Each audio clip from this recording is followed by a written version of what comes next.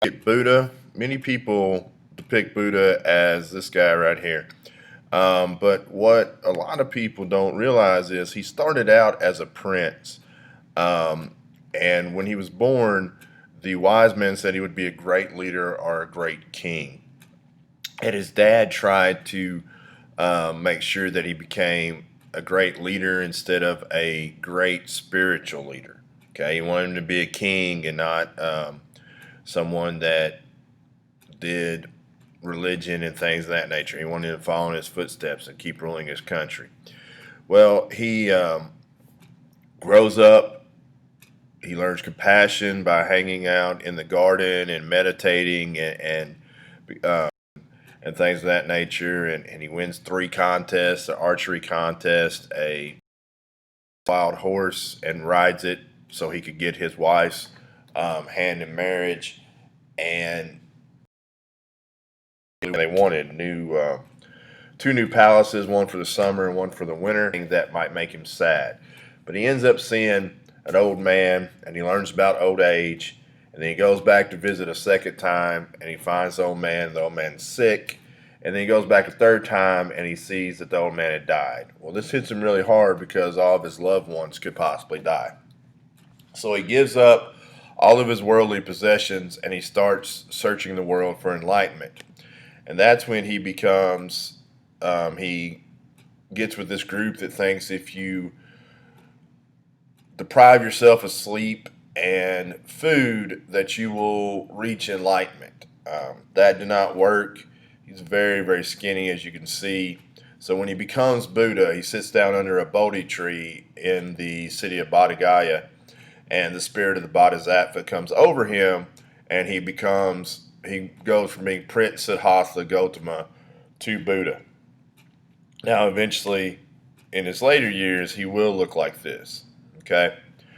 The main things from Buddhism, you need to know that the Four Noble Truths, the Noble Truth of Suffering, which is dukkha, and that is everyone suffers. Samyadaya, which is the truth of suffering, and the truth of suffering and the root of all suffering is we desire.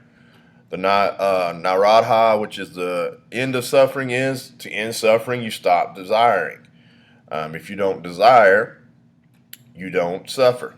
And Magga is the truth of the path, and that puts you on the Eightfold Path.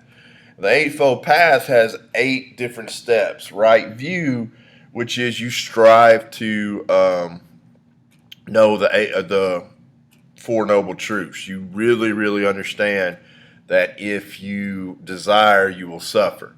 So if you don't want things, your suffering will go away. Right thought, think kindly of others and avoid dwelling on the past or the future. Right speech, always speak kindly and truthfully. Right action, you act kindly towards all living things, even that little spider that's in the bathroom that you don't like, or bugs or mice or things of that nature. Right work, always have a job that doesn't harm other people. Right effort, always be determined to cleanse your mind and keep bad things out of your mind. Um, right mindfulness is always be aware of what you're doing. Don't do anything that you can blame for, oh, I didn't know what I was doing because of this. And right concentration. Always concentrate during meditation to focus on different things or focus on being one with any situation. There are some couple other things there. They don't really have churches. They do have temples where they meditate.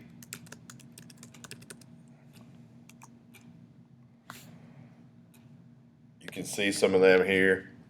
Um,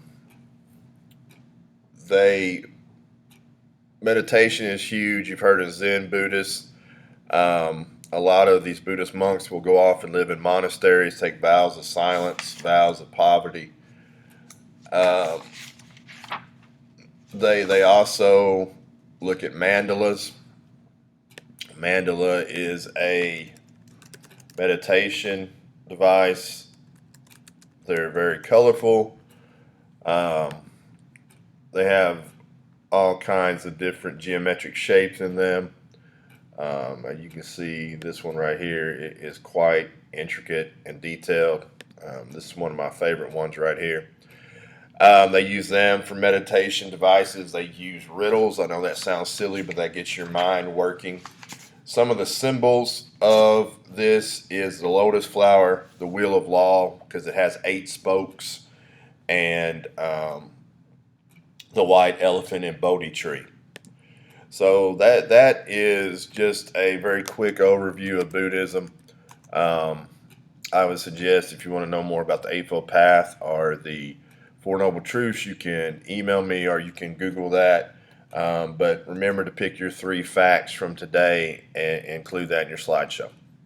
And we'll talk to you later about Judaism and Christianity.